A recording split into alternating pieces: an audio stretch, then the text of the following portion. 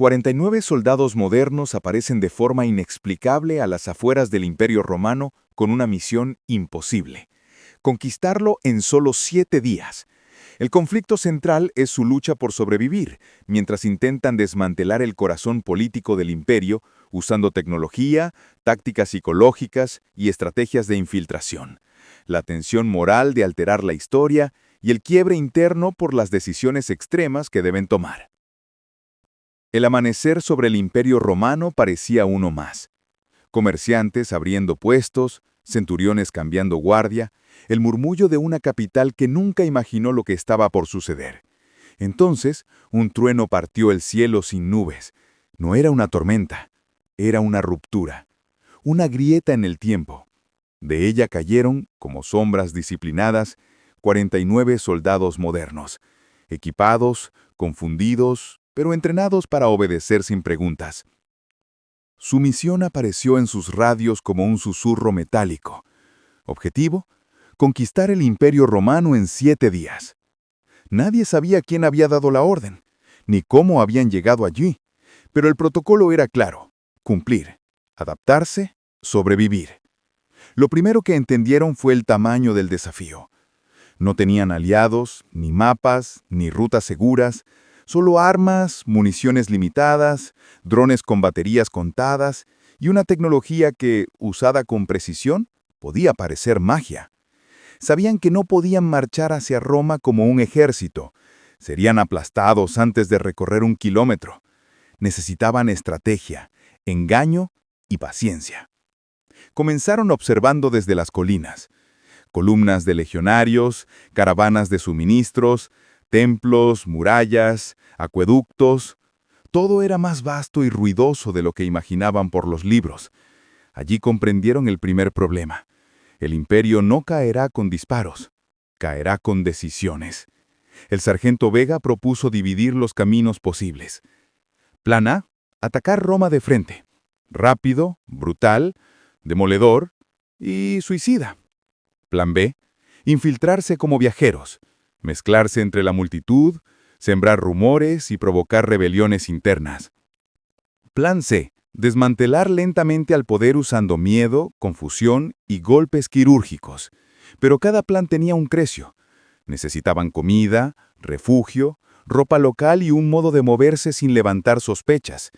Y cada minuto perdido acercaba la noche, cuando Roma cerraba sus puertas y los legionarios duplicaban la vigilancia. Los 49 miraron el horizonte. Frente a ellos no había una ciudad, sino una historia entera lista para romperse. Y sabían que, para conquistar un imperio, primero debían destruir su orden invisible. La primera noche fue un recordatorio brutal de que el tiempo no estaba de su lado. Los 49 se ocultaron entre bosques densos, alimentándose con raciones cada vez más escasas.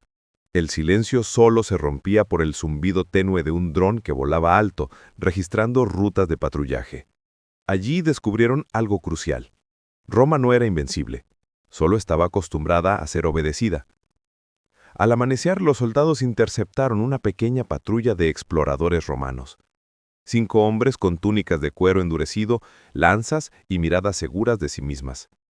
Los militares modernos actuaron en segundos, sin disparos, solo maniobras silenciosas. Los redujeron y tomaron lo que más necesitaban: información, horarios de vigilancia, nombres de decuriones, rutas de caravanas y, lo más valioso, rumores locales. Aprendieron que el Senado estaba dividido, que los tributos habían aumentado y que varias familias influyentes competían por ganarse el favor del emperador. Esa fractura era un arma perfecta si sabían explotarla. Pero también descubrieron otro problema. Los romanos eran muchos, demasiados. La ciudad estaba rodeada de puestos militares, comerciantes, viajeros y mensajeros que cruzaban constantemente. Entrar en Roma sin ser vistos sería un acto de equilibrio extremo. El teniente Morsa propuso el siguiente paso: obtener ropa local. Necesitaban parecer mercaderes, artesanos o esclavos. Para hacerlo, emboscaron discretamente una caravana de comerciantes en un tramo remoto del camino. No los lastimaron, solo tomaron telas, monedas y mantos. Debían camuflarse en la historia sin alterarla más de lo necesario. Una vez disfrazados, se dividieron por primera vez en 3 células. Un grupo estudiaría los acueductos, otro las casas de las familias adineradas, y el último se infiltraría entre los viajeros que esperaban entrar a Roma al caer la tarde. Pasar desapercibido sería su única victoria por ahora. Cada paso acercaba a los 49 a una verdad incómoda. Conquistar significaba romper aquello que no podían entender completamente. Pero el tiempo no perdonaba. En 7 días, Roma debía arrodillarse o ellos desaparecerían intentándolo. Y así, entre sombras y miradas rápidas, comenzó la fase más delicada: desestabilizar un imperio sin que nadie supiera quién estaba detrás. La cuarta noche marcó el inicio del caos calculado. Todo comenzó con un silencio anormal. Los mensajeros esperaban señales que no llegaban. Los vigías no entendían por qué las torres cercanas no respondían. Los 49 habían cortado, uno por uno, los puntos clave del flujo de información. No con explosiones, sino con precisión. Cuerdas cortadas, tablillas desaparecidas, mensajeros discretamente interceptados en caminos oscuros. Roma seguía funcionando, pero ya no se comunicaba consigo misma.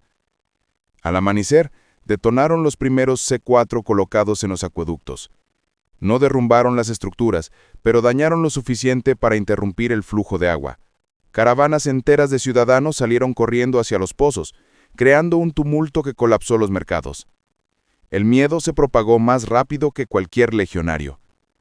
Dentro de la ciudad, el equipo infiltrado vio cómo la población entraba en un estado de sospecha colectiva. Se hablaba de traición, de un enemigo invisible, de dioses enojados. Algunos culparon a tribus bárbaras, otros señalaron a familias rivales. El Senado se reunió de urgencia, pero sus miembros ya estaban bajo vigilancia de los soldados modernos. La célula encargada de la presión psicológica entró en acción. Documentos fiscales desaparecieron en la noche, almacenes de grano ardieron sin explicación, y figuras influyentes fueron neutralizadas silenciosamente. No había testigos, no había rastros, solo rumores que crecían como incendios. El emperador ordenó reforzar la guardia en el palacio, concentrando a los mejores hombres en un solo punto. Justo lo que los 49 necesitaban. Roma quedaba vulnerable en zonas antes protegidas. Los soldados avanzaron entre callejones como fantasmas, checklist tras checklist, cada uno cumpliendo una tarea específica, que aislada parecía insignificante, pero que en conjunto desarmaba el corazón político de la ciudad. Sin embargo, el desgaste era brutal. Dormían en sótanos húmedos, comían lo mínimo y empezaron a quedarse sin baterías. Lo sabían. Estaban ganando terreno psicológico, pero perdiendo recursos reales. Cada día que avanzaba era una victoria y una sentencia. Y aún así, Roma temblaba, incapaz de comprender que su enemigo no estaba afuera, sino dentro, multiplicándose en silencio. El séptimo día llegó como un peso insoportable. Las calles de Roma eran un eco de lo que habían sido: ruido, confusión, tensiones desbordadas. Los ciudadanos buscaban agua, los comerciantes discutían precios imposibles, y los senadores se movían escoltados por guardias nerviosos. El imperio más poderoso del mundo estaba fracturado, sin saber realmente por qué.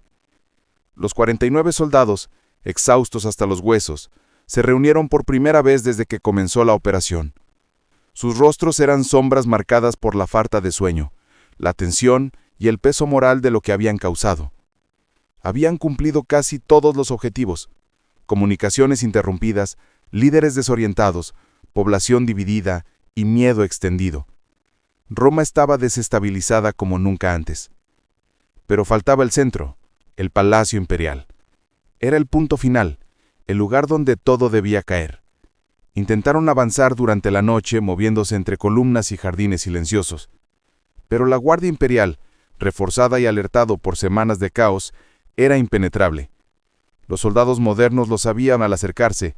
Era imposible entrar sin una batalla abierta, y ya no tenían municiones suficientes para forzar el destino. El teniente Morsa ordenó la retirada, no como un acto de derrota, sino de lucidez. Conquistar el corazón físico del imperio no los haría vencedores, solo sobrevivientes momentáneos. Y sobrevivir ya era una decisión complicada. Se dispersaron en la oscuridad, dejando trastos mínimos, casi fantasmas que nunca debieron existir en esa época. Al amanecer, Roma se encontró al borde del abismo. No había invasores visibles, no había ejército enemigo. No había señales de ataque externo. Solo caos, miedo y una estructura política colapsando. Muchos creyeron que los dioses se habían vuelto en su contra, otros acusaron a sus propios líderes. Las ciudades cercanas dejaron de recibir órdenes y el imperio, aunque seguía en pie, tardaría años en recuperarse. Los soldados, escondidos lejos de la ciudad, contemplaron su obra. No habían conquistado Roma. Nunca lograron entrar al palacio, pero habían demostrado algo inquietante, que a veces el poder no cae por la fuerza, sino por la duda. Y así quedó la pregunta eterna.